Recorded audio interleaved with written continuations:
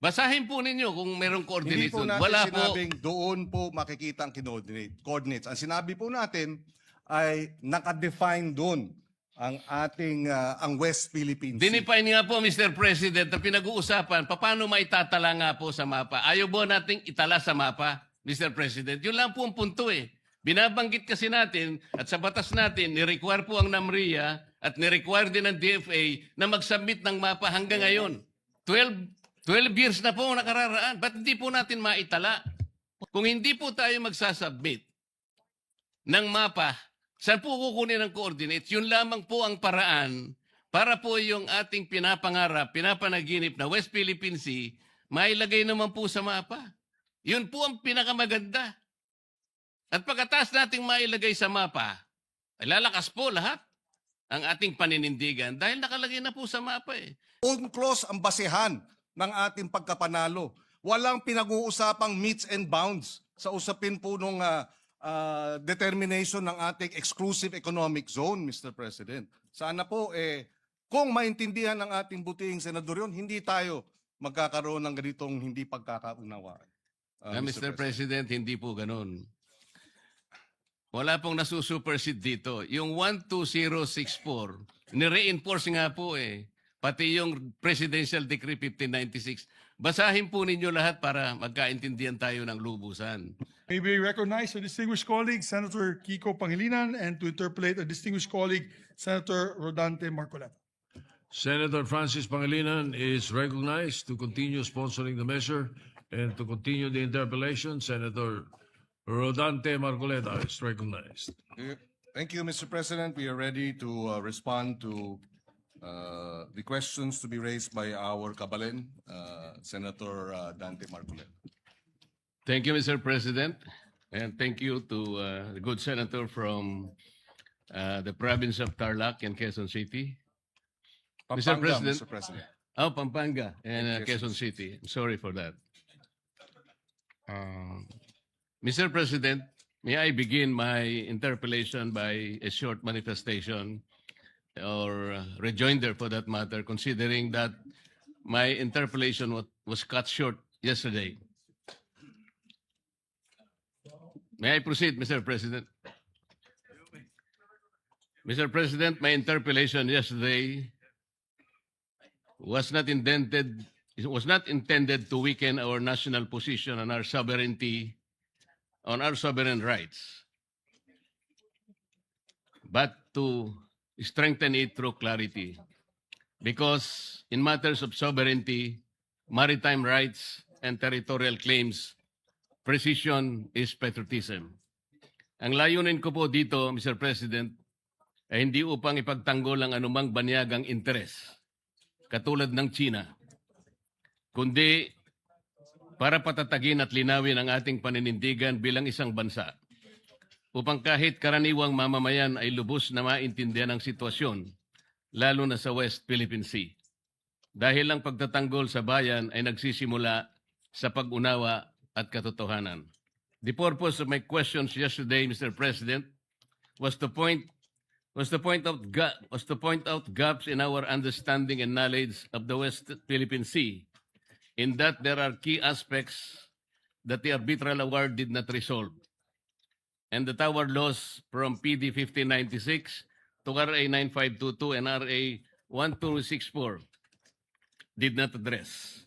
Thus, my call is for an open discussion of the issues as mature, not amateur persons. Today, the purpose of my questions is to demonstrate why we need to recalibrate our approach in order to bring immediate and concrete benefits to the people. Our method must be focused on bringing food to the tables and alleviating the burdens of our people. In his response yesterday, Mr. President, the good senator said the coastline of Kalayaan Island Group has its own baselines and generated an exclusive economic zone. Mr. President, this response violates the arbitral award, which declared in paragraph 626, the tribunal having concluded that none of the high tide features in the Spratly Islands is capable of sustaining human habitation or an economic life in their own. that such features shall have no exclusive economic zone or continental shelf.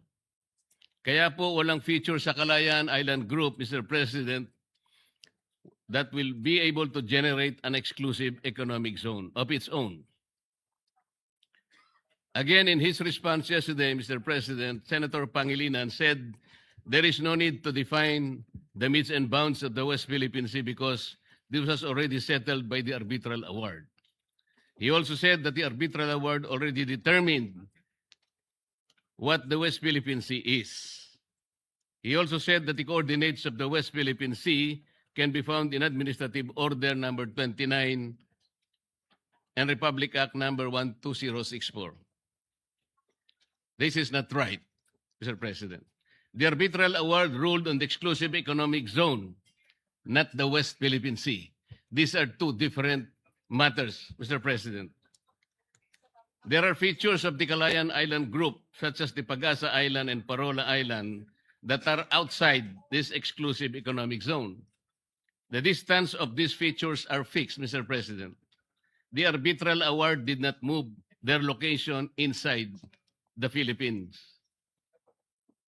Ang alam ko po, ang Panginoon Diyos lang ang makakagawa noon, Mr. President.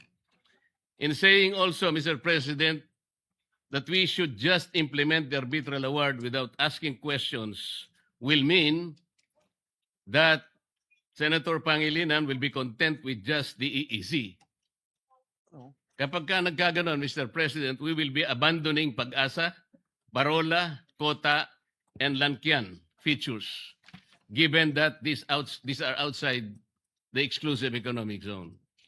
Instead of turning back on these features, Mr. President, I call that we study how to include them in the West Philippine Sea without violating UNCLOS. Also, in his response yesterday, Senator Pangilinan said the arbitral award did not rule on the validity of PD 1596. This is also incorrect.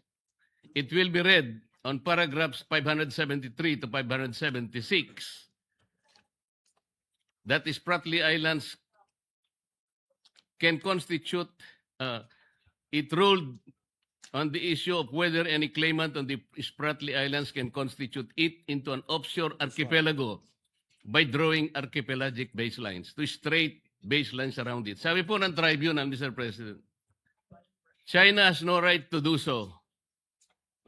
It also said under paragraph 574 that even the Philippines could not declare archipelagic baseline surrounding the Spratly Islands. So meron pong ruling talaga. I did not question the arbitral award, Mr. President, for the record. I just discussed how the arbitral award and our existing laws do not determine the limits of the West Philippine Sea. May I repeat that? Ang nirule lamang po ng arbitral award via the arbitral tribunal, yung exclusive economic zone, hindi po yung West Philippine Sea. These are two different matters.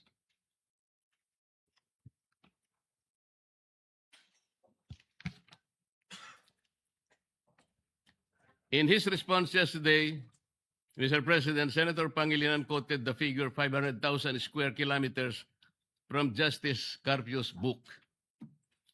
Yet in Justice Carpio's decision in the Supreme Court in the case of Magallona versus Ermita, Mr. President, he quoted the government figure that the total area of Philippine EEZ is not 500,000 square kilometers, but only 382,669 square kilometers.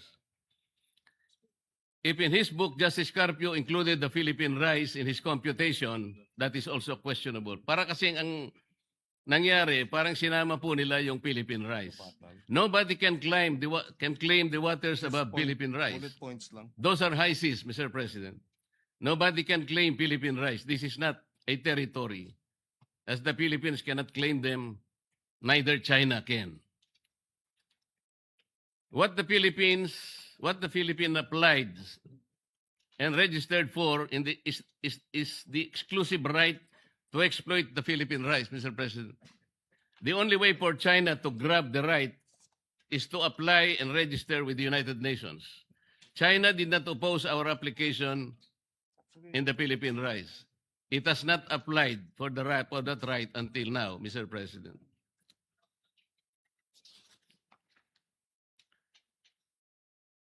For her part, Senator Ontiveros, Mr. President, yesterday referred to the map of South China Sea in S-23 as Chinese map. She also said that the numbers 6.1 and 6.2 are not coordinates. She then said that maps adopted by the International Hydrographic Organization are not legal but technical only. First, Mr. President, S-23 is not a Chinese publication. It is a publication of the International Hydrographic Organization, or IHO. IHO is an intergovernmental organization of which the Philippines is a part. Second, as the note written beside the map says, the numbers 6.1 and 6.2, etc., refer to the chapter or sections where the coordinates of the bodies of waters can be found in S-23. Hence, the coordinates of South China Sea are listed in chapter 6.1. On the map, Mr. President, the coordinates are the points that are connected by red lines. Finally, S-23 is not meant to be a legal title. Tama naman po yun. They are just maps. Under international law on territorial disputes, maps have no evidentiary value. However, S-23 was used by the Philippines in the South China Sea arbitration. Moreover, we need to put West Philippine Sea on an internationally recognized map.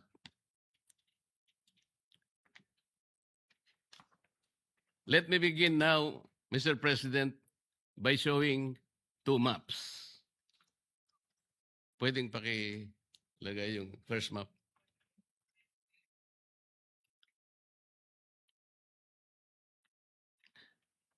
Mr. President, these maps are about oil and gas activities in the South China Sea. On both maps, you will see squares and rectangles. They represent oil and gas blocks that have either been merely offered or already licensed and operating. Please bear in mind, Mr. President, that each square and rectangle represent foreign investments running in the millions and to billions of dollars.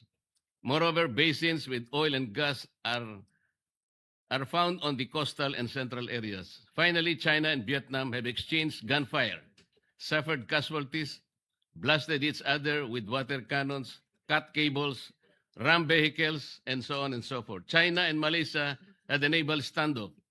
Hence, the territorial and maritime disputes between them are just as explosive. Map 1, Mr. President, was published by New York Times in 2013. It cited as source, the U.S. Office of Hydrographer. In Map 1, Mr. President, you will see gray squares and rectangles along the shallow coast of the South China Sea. Notice that adjacent to the Philippine coast are around 5 to 6 blocks. On the side of Malaysia, there are 12 to 15. Vietnam, 30 to 35. And China, approximately that number also, 30 to 35. Then we go to Map 2. It was published in 2024 by the U.S. Energy Information Agency. First, you will notice the blocks have moved to the deep water areas. Second, the blocks colored in pink are those of the Philippines. Ang mga blocks po ay halos 8 hanggang 12 lang, Mr. President. Malaysia in blue, around 60 to 70. Vietnam in maroon, 70 to 80. And China in yellow, around 60. Third, notice the blocks that are not just claimed, but even licensed by both Vietnam and China. These are shaded in orange. I hope, Mr. President, the good senator will agree that from these maps, we derive numerous lessons.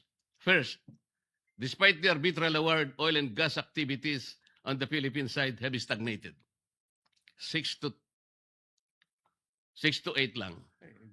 Second, it is obvious that the oil and gas activities of Malaysia, China, and Vietnam are robust, if not booming.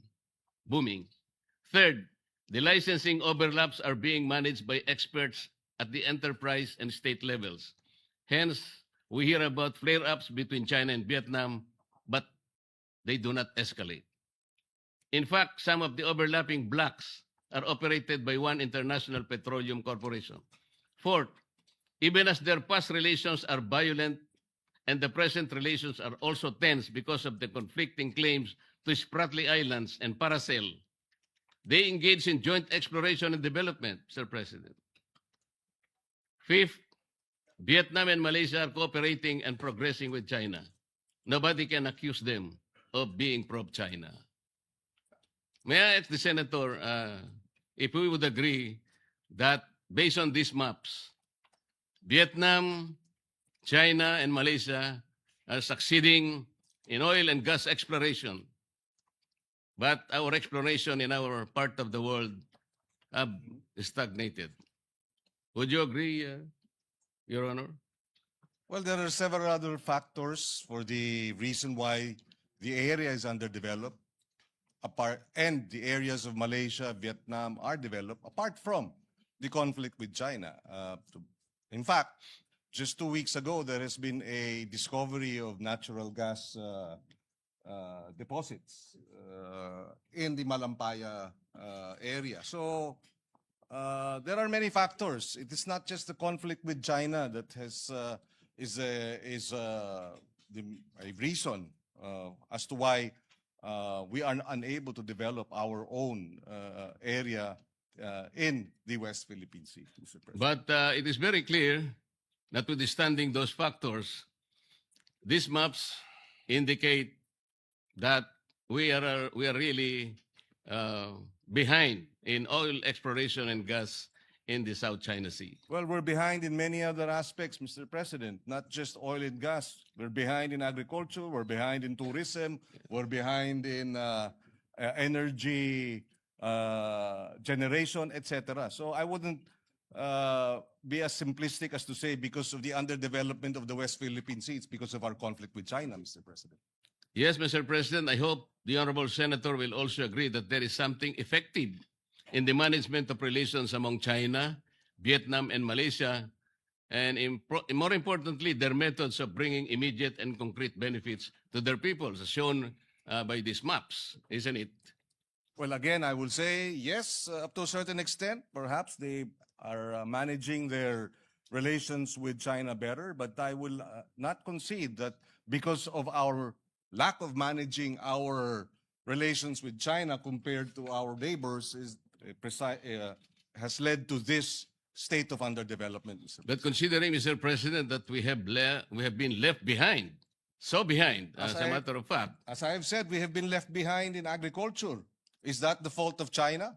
Our relations with China? We have been left behind in infrastructure. Is that because of our sour relations with China? Of course not, Mr. President. There are many reasons why we are lagging behind. And yes, if we are able to better manage our relations with China, we may benefit from it. And definitely, I would like to see that at some point. But at this point, Mr. President, we're fighting for our sovereign waters and our territorial sea. And I think in this case, we should rally behind the Filipino claim in the arbitral ruling, Mr. President. Our agriculture is lackluster. Our tourism is not giving us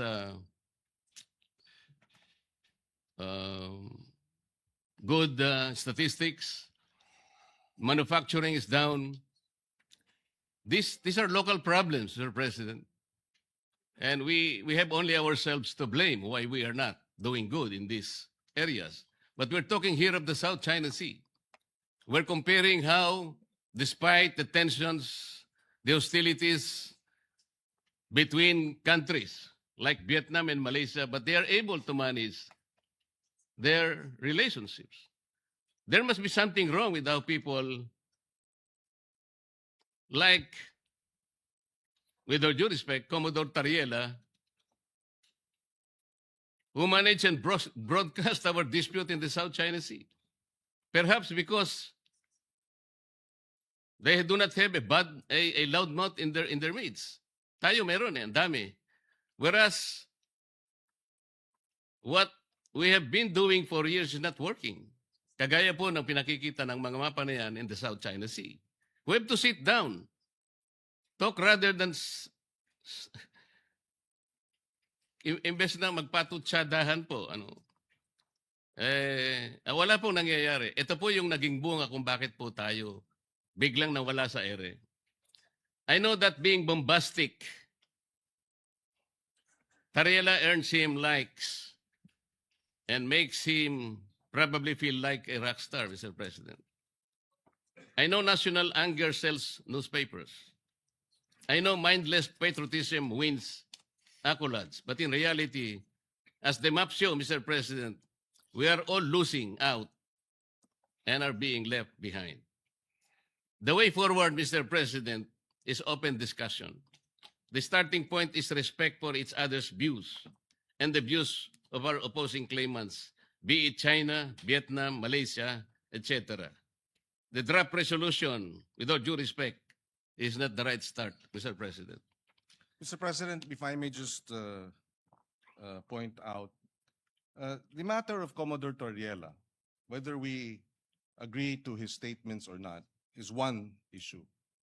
Another issue, Mr. President, is that the Department of National Defense and the Armed Forces of the Philippines have rallied behind Commodore Torriela and condemned the behavior and the actuations of China's embassy officials. If I may quote, the Department of National Defense and the Armed Forces of the Philippines strongly condemn such an affront to any of its members and reiterates that it shall not be cowed by any official of PROC, whether in their homeland or as guests here.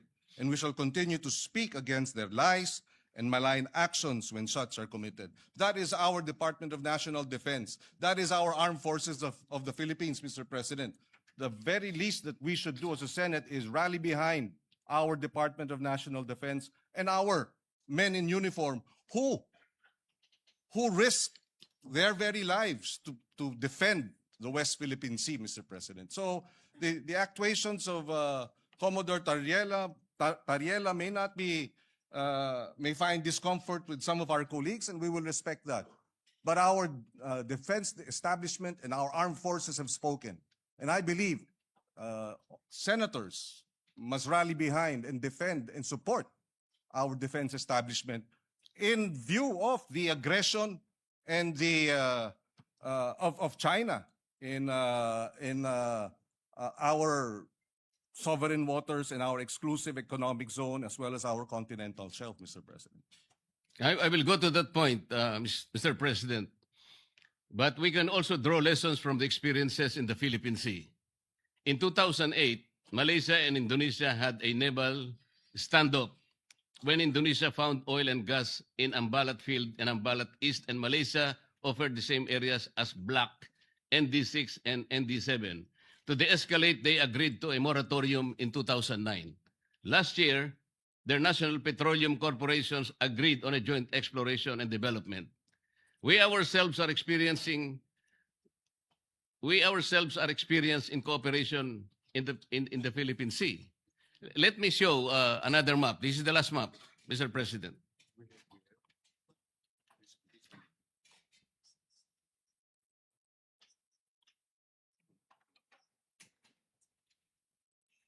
Mr. President, just a fine point. Yes, we too have disputes with Vietnam, with Malaysia, and even Indonesia, Mr. President. But the difference is that they do not water cannon us, and they do not ram their ships, their coast guards, their coast guard, the Chinese coast guard, to our Philippine ships, Mr. President. It's an entirely different story in that regard, Mr. President. Let me show you this map, Mr. President. This map is from the US-funded think tank Asia Maritime Transparency Initiative, or AMTI. On the map are areas marked with X. On the upper right hand of the South China Sea, the mark refers to the exclusive economic zone and continental shelf overlap between the Philippines and Taiwan.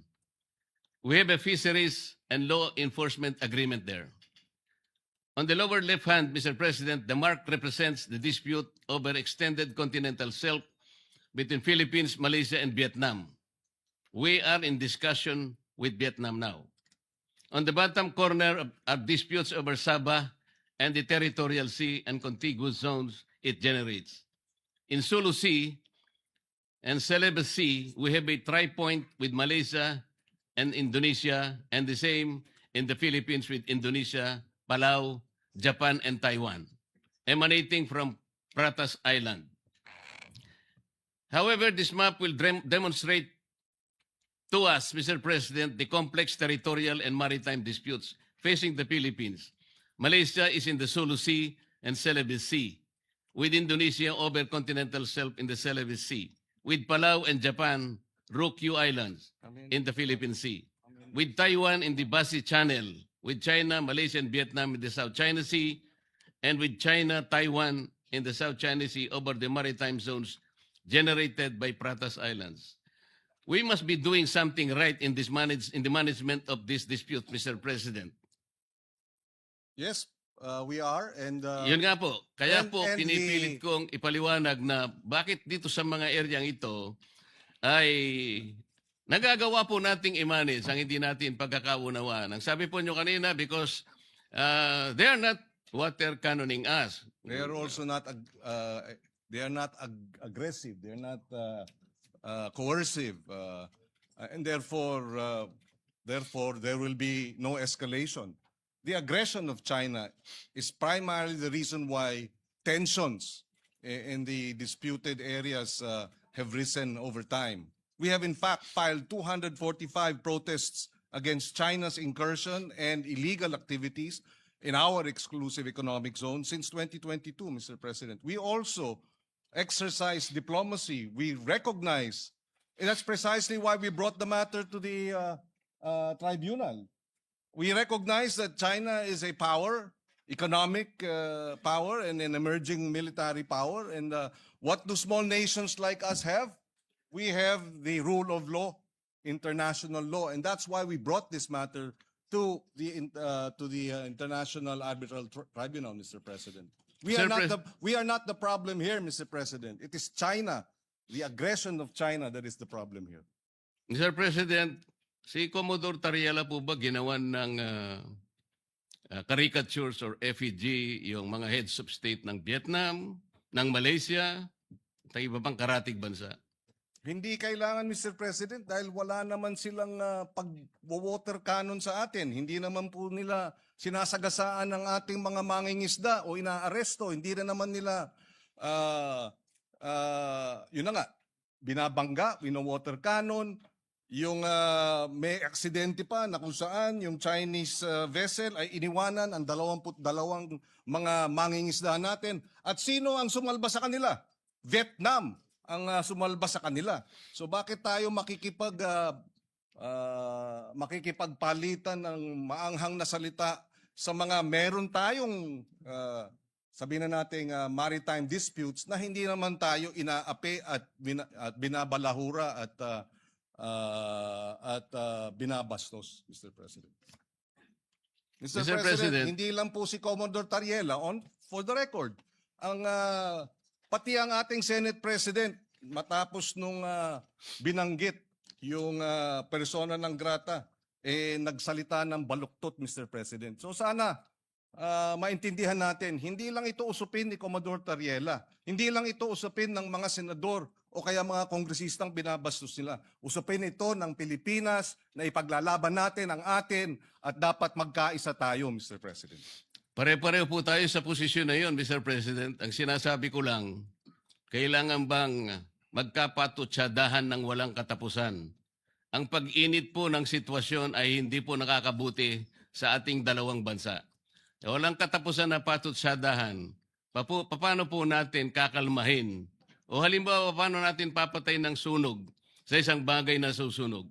Yun po ba'y bubuhusan natin ng gasolina? O kailangan natin sabuyan ng malamig na tubig? Mr. President, ang sinasabi ko lamang po, bakit po kinakailangan kasing gumawa pa ng mga caricature at sasabihin na ang presidente ng China ay bully. Siguro po, Mr. President, ang may mumungkahi natin, hindi po tayo kasi magpa-profit from these experiences. Ang DFA, ang BIFAR, ang DNR, ay sila pong nagmamanage ng ating mga disputed seas. Pero nagkakaroon po tayo ng progreso. Hindi po sila nagano ng mga caricatures o megaphone diplomacy. They did it diplomatically, diligently, and without fanfare, Mr. President, working with their counterparts in settling our differences with our nations.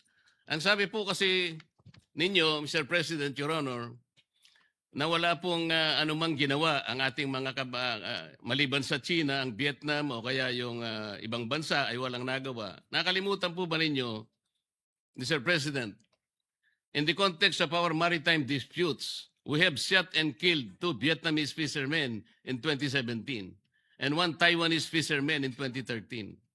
Did Vietnam and Taiwan accuse us of sowing fear and interfering in our capacity to defend our claims? Gusto ko lang pong ipasariwa sa inyo yung ganon. Talaga pong nagkakaroon ng ganon eh. Ngunit sila, hindi naman tayo ginawan ng masama kahit na nakapatay tayo ng ilan sa kanilang mga tao. Ang pinag-uusapan po natin, anong patutunguhan natin kung patutsadahang walang katapusan?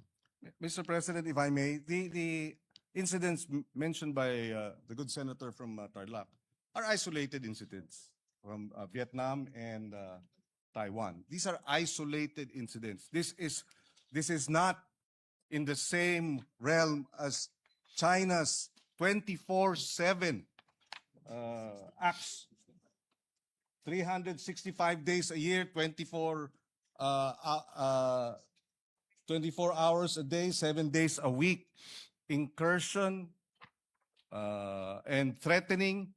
And Mr. President, Taiwan or Vietnam did not threaten us publicly. 2 weeks ago, the Embassy of China said the uniform, if I may quote,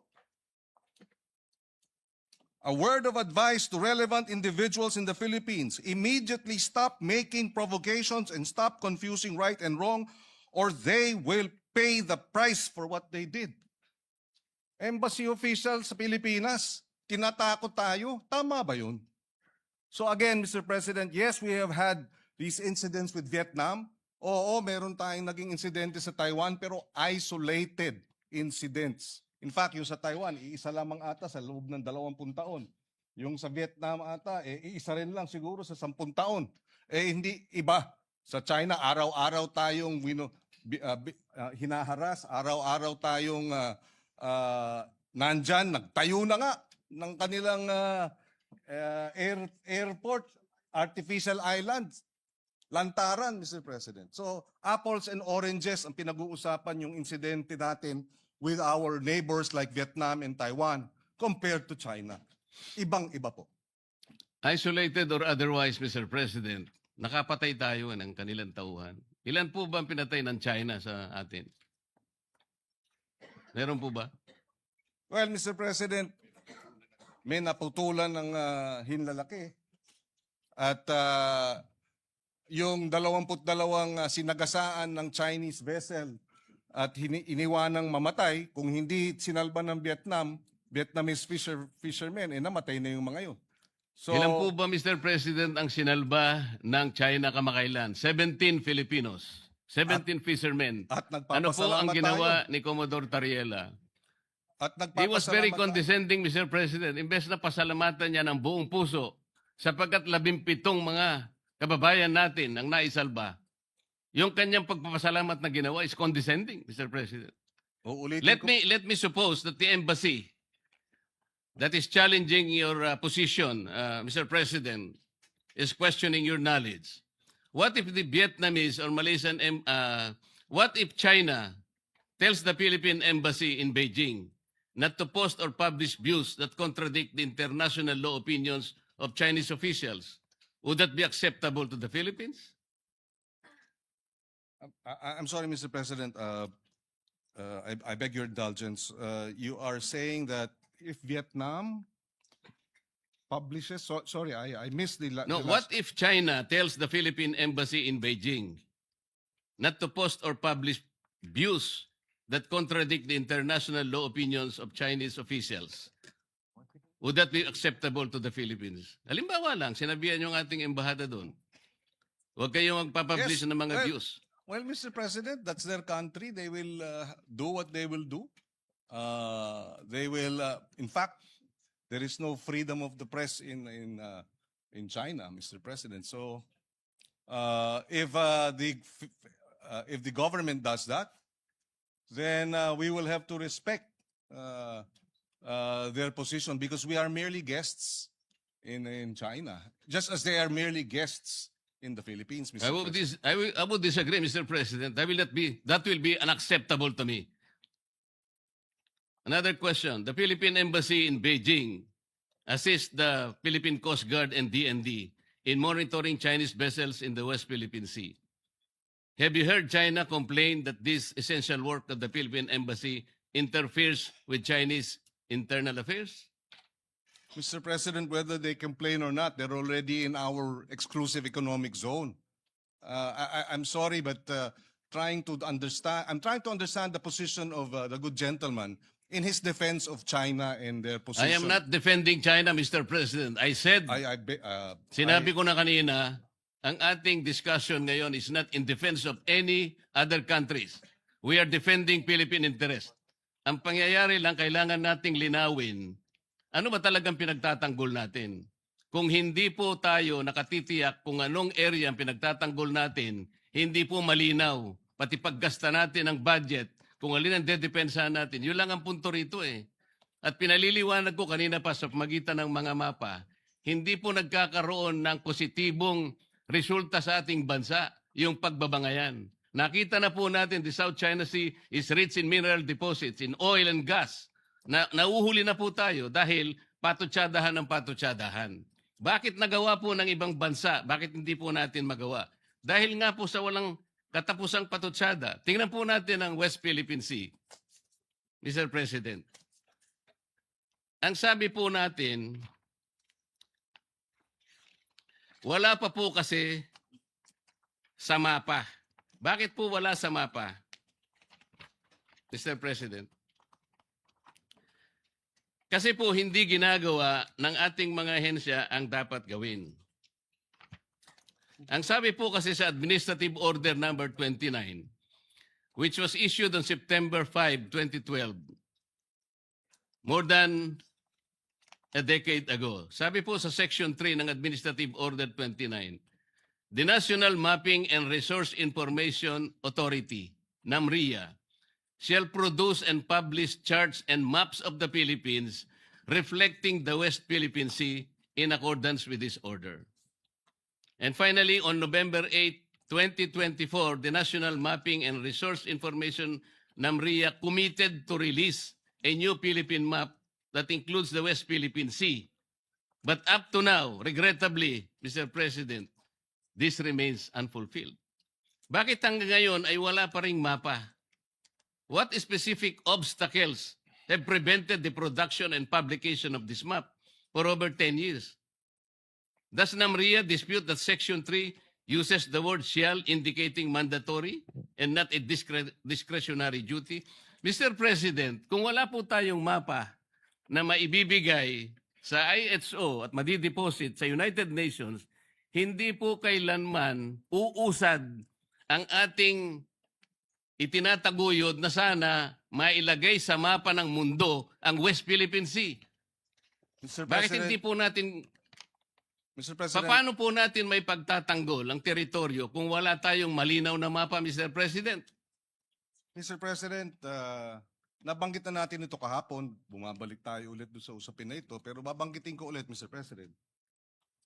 Maliwanag, Mr. President, na under Republic Act 9522, yung baseline law, Republic Act 12064, Philippine Maritime Zone Act, at yung AO 29, maliwanag na in-identify ang West Philippine Sea. Diyan nakasaad yung extent ng West Philippine Sea. It has been sufficiently and defined by these three government instruments and laws, Mr. President. So, hindi ko maintindihan bakit dahil walang meets and bounds, etc., ay ibig sabihin wala tayong maaring mahina ang ating claim. I beg to disagree, Mr. President. In fact, under our laws, meets and bounds refer to the baseline of 200 nautical miles. From baseline, 200 nautical miles ang ating exclusive economic zone. Merong 12 miles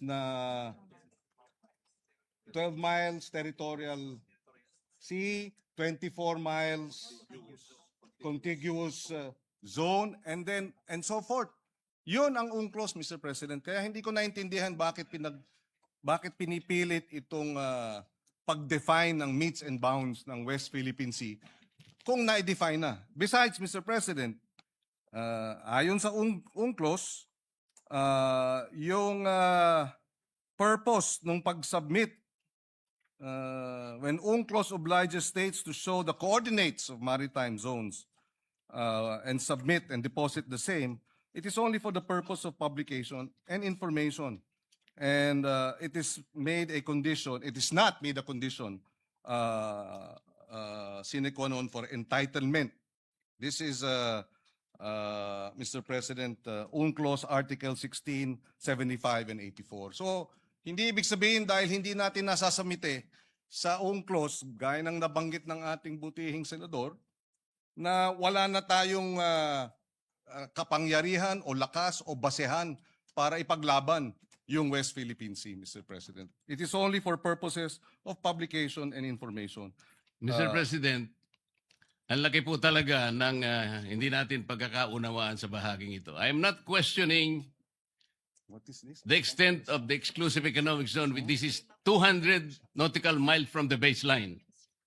That is also the extent of our continental shelf. Contiguous zone is 24 miles, nautical miles. Territorial sea is 12 miles from that basic line. Hindi po yun ang pinag-uusapan natin, Mr. President. Sinabi lang kasi ng AO 29 and Presidential Decree 1596, dinefine niya lang yung West Philippine Sea. Ang kulang, sabi po ng steps na dapat gawin, sinabihan nga ng executive order ang NAMRIA . Gumawa ka na ng mapa, kasi po yung mapa, yan po yung magbibigay ng coordinates. Isasubmit po yan. Ito, basahin ko na po.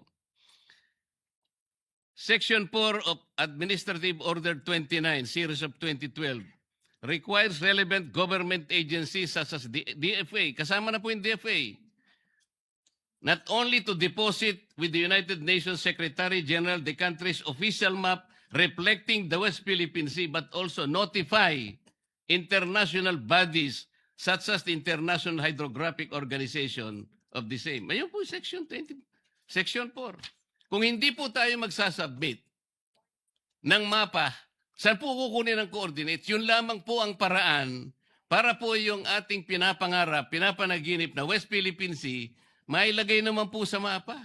Yun po ang pinakamaganda.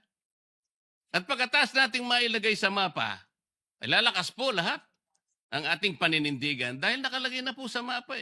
Kahapon po pinakita ko yung South China Sea. Hindi po ibig sabihin na yung South China Sea, sa China po yun. Hindi po. Pangalan lang yun . Yung 6.1, yun ang chapter po doon sa S-23 para basahin po ninyo at makita ang coordinates. Wala po tayong pinagtatalunan tungkol dito. Hindi ko po kailanman dinidepensa ng China. Gusto kong palakasin ang ating paninindigan dito. Bakit hindi po tayo magkaintindihan? Napakasimple lang nun. Hindi tayo Wala pong coordinates talaga. Hindi po ang mapa lang po ang magbibigay ng coordinates. Malamang marahil hindi tayo nagkakaintindihan dahil gaya ng nabanggit ko kahapon, kahit na magdebate tayo hanggang, sabi ko nga, Kingdom Come, tungkol dito sa meets and bounds na ito, hindi magbabago yung arbitral ruling na sinasabing mali ang China, hindi dapat nagtatayo ng mga illegal structures ang China sa ating exclusive economic zone. So bakit tayo bumabalik dito sa debate ng meets and bounds? Para sa ano? Para pahinain natin yung naging award natin sa International Tribunal? Para questionin natin na yung award natin ay kulang? Para bigyang duda na tayo nga ba'y nanalo? Hindi naman po siguro. Panalo tayo, binigay sa atin yan, at hindi tayo mananalo kung hindi maliwanag ang ating mga karapatan at ang ating exclusive economic zone kahit na hindi pa nade-determine ang meets and bounds. Dahil yon ang sinasabi ng UNCLOS. UNCLOS ang basehan ng ating pagkapanalo. Walang pinag-uusapang meets and bounds sa usapin po nung determination ng ating exclusive economic zone, Mr. President. Sana po, kung maintindihan ng ating butihing senador yun, hindi tayo magkakaroon ng ganitong hindi pagkakaunawaan. Binanggit po ninyo kahapon yung Administrative Order 29 at saka yung Republic Act 12064. Ang sabi po ninyo, doon makikita yung mga coordinates. Basahin po ninyo kung merong Hindi coordinates po doon. natin Wala po. sinabing doon po makikita ang coordinates. Ang sinabi po natin ay nakadefine doon ang ating ang West Philippine Sea. Dinefine nga po, Mr. President, na pinag-uusapan, paano maitatala nga po sa mapa? Ayaw po nating itala sa mapa, Mr. President. Yun lang po ang punto eh. Binabanggit kasi natin at sa batas natin, ni-require po ang NAMRIA at ni-require din ng DFA na mag-submit ng mapa hanggang ngayon. 12 years na po ang nakararaan. Ba't hindi po natin maitala? Point of information, Mr. Napaka-importante po President. na magkaroon. Just for the information of the good senator, 2024 meron na pong mapa ang NAMRIA.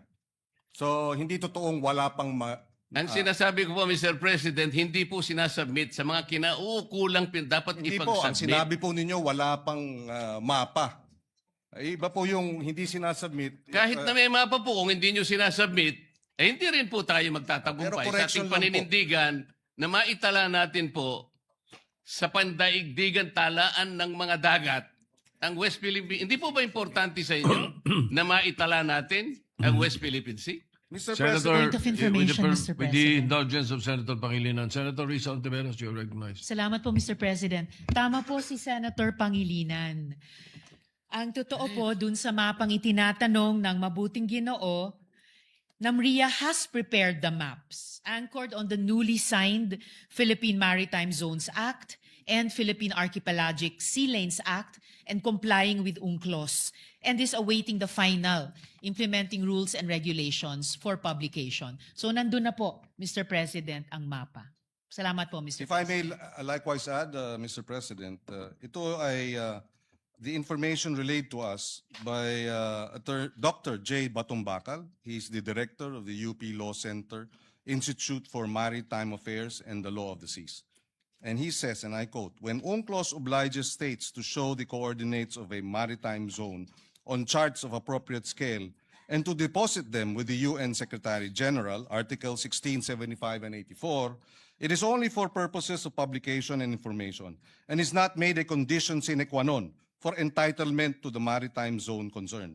In fact, even before UNCLOS was open for signature, states fully recognized the entitlement of other states to territorial seas, even without published coordinates.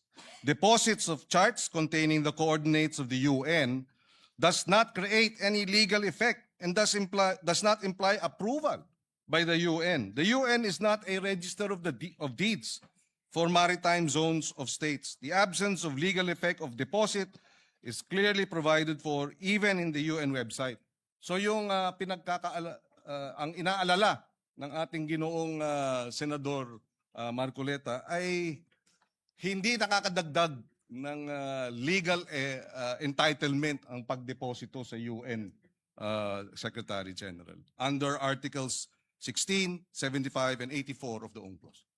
So, ibig sabihin, Mr. President, yung Section 3 at saka Section 4 ng Administrative Order number 29, ibabaliwalain na natin. Inuutusan po kasi ang NAMRIA at saka ang DFA na gumawa ng mapa at i-deposit nga sa United Nations and notify accordingly relevant international organizations such as the International Hydrographic Organization and the United Nations Conference on the Standardization of Geographical Names.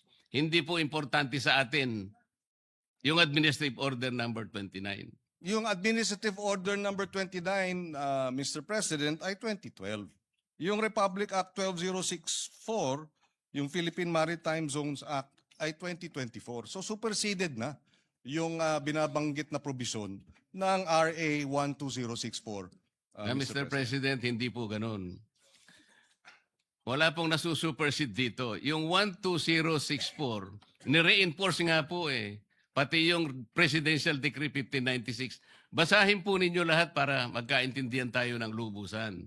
Ang pinag-uusapan po kasi natin, while our laws define the extent of our West Philippine Sea, tayo naman po itinatagubilin na gumawa ng paraan para sa ganun, maisama pa yon para po yung mga coordinates na yon ay maisumite sa United Nations Secretary General at sa mga kinaukulang mga ehensya internasyonal.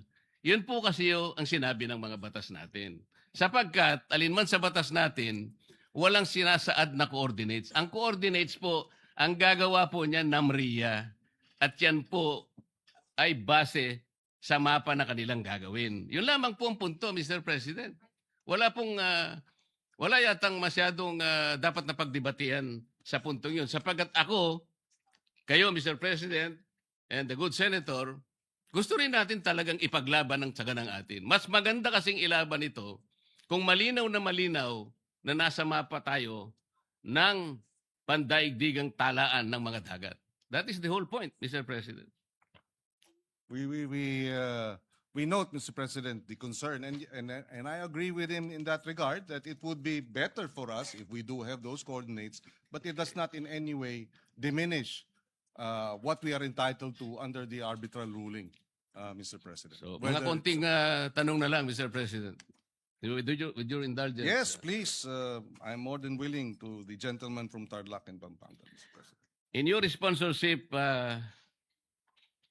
Mr. President, you said that the proposed resolution is in defense of our officials when they speak on behalf of our nation. That is correct.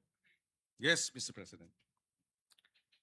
Is the Honorable Senator aware that the Philippine government has a minimum 5 officials who speak on matters relating to the West Philippine Sea?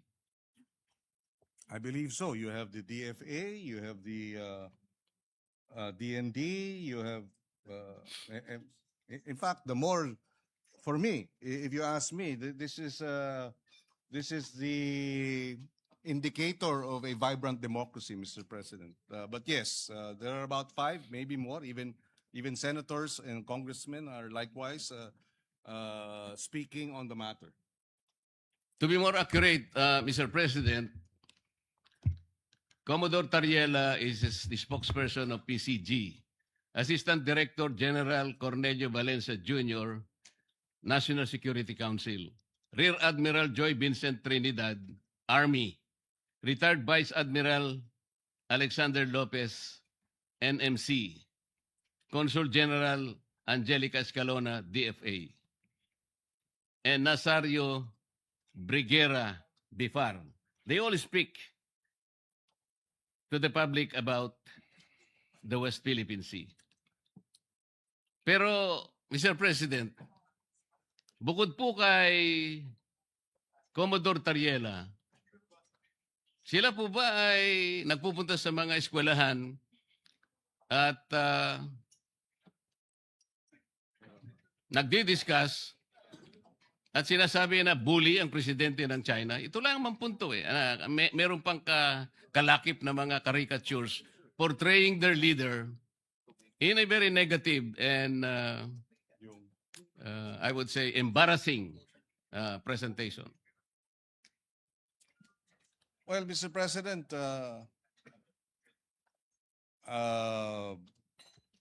I would defer to our men in uniform. Isn't that part of the Philippines' right to expression? That too, Mr. President. Yes. First, I would. Freedom of expression, we have that. They do not have that in China. That's the problem. And he is answerable to his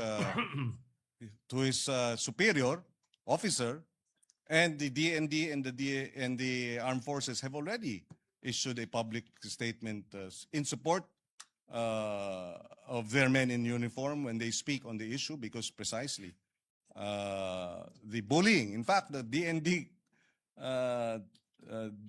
described the acts of China as bullying, Mr. President. So babalikan ko po, bakit si Commodore Tariela lang ang ating pinupuntirya rito when the Department of National Defense... Kasi siya lamang po, Mr. President, ang gumawa ng caricature. Tinatanong ko nga po, yung po bang iba, yung apat na binanggit ko kanina, na may karapatang magsalita para sa ating bansa, gumamit ba sila ng ganong pamamaraan? Yun lang po yung tanong. Pero siguro po, isasagot nyo, hindi. So, ano po naman, bakit naman... Mr. President, pati ang embassy ng China naglalabas ng caricature din ng ating mga opisyal. Ang China News. Ayan, si China News, Mr. President, talagang ganun po yun eh. Iba po yung lampun, iba po yung ayan po. caricature na nilitaw po ng mga editorials. Kagaya po sa ating bansa, kung ano-anong caricature, kung ano-ano, para lamang i-dramatize po yung kanilang gustong puntahan. Pero ang pinag-uusapan dito, si Commodore Tariela lang ang gumamit ng caricatures bilang spokesperson ng Philippine Coast Guard. Mr. President, alam naman natin yung China News hawak ng Communist Party of China. Sino po bang may hawak ng ating mga news sa Pilipinas? Wala namang lalabas na hindi aprobado o merong go signal ng Communist Party of China. Iba ang sitwasyon sa kanila, hindi tayo'y demokrasya. At ang punto natin, Mr. President, totoo, wala dun sa 5, pero ang ahensya mismo, ang DND na mismo at ang Armed Forces of the Philippines ang nagsabing they support the statements of their men in uniform. In fact, uulitin ko kasi nabanggit ko na kanina. Ulitin natin, no? Sabi nila, it was reported that the spokesperson of the Chinese Ministry of Foreign Affairs made a statement containing the following, quote unquote, certain Philippine Uniformed Service members driven by personal political motives. Doon pa lamang, Mr. President, lahat tayo rito, parliamentarians tayo, alam natin, it is unparliamentary to question motives, Mr. President, when official action is being undertaken or official decisions are made or proposals in parliamentary proceedings. So, sumagot ang Department of National Defense. Ay, ulitin ko, the DND and the AFP strongly condemn such an affront to any of its members. So, kung pupuntiryan natin si Commodore Tariela, dinedepensahan na nga. They consider it an affront. The DND and the AFP have considered the statement of China as an affront to any of its members. Tapos tayo sasabihin natin, teka muna, hindi dapat. Mr. President, we should, again, I will reiterate, when the DND and the AFP speak as regards national security concerns, we should rally behind them. We should provide them the necessary support because they're the ones who face the Chinese aggression 24/7, 365 days, Mr. President. And they deserve our support rather than our castigation and our condemnation. We should Mr. condemn President, China, not our men in uniform, Mr. President. Mr. President, kung totoo man na talagang sinusuportahan ng armed forces yung... Totoo ho, statement po nila eh. Kaya nga Binasa. po, payagan nyo kung Opo. i-continue ang Thank aking pagtatanong.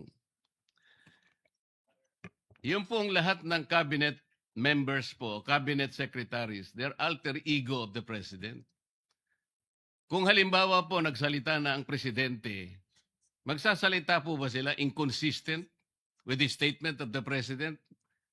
I'm asking this question, Mr. President, because on January 29, a few days ago, 2026, the Philippine News Agency released this particular statement from the President of the Philippines. PBBM supports a firm with diplomacy approach in dealing with the rising war of words between Philippines and the Chinese officials over the West Philippine Sea.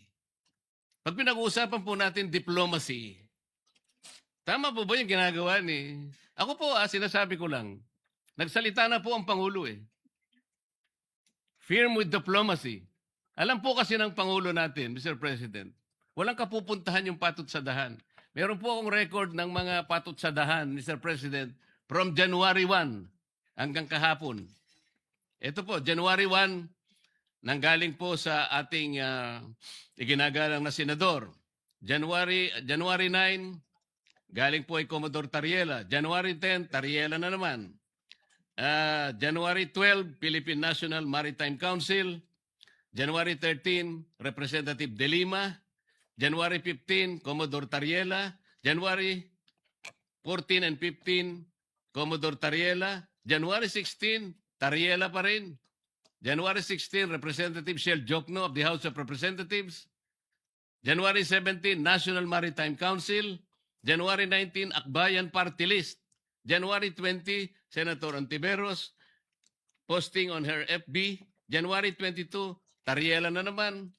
January 23, again, Senator Ontiveros and Strat-Based Institute. January 23 again, nasama po kayo, Senator Kiko. January 24, Tariela na naman.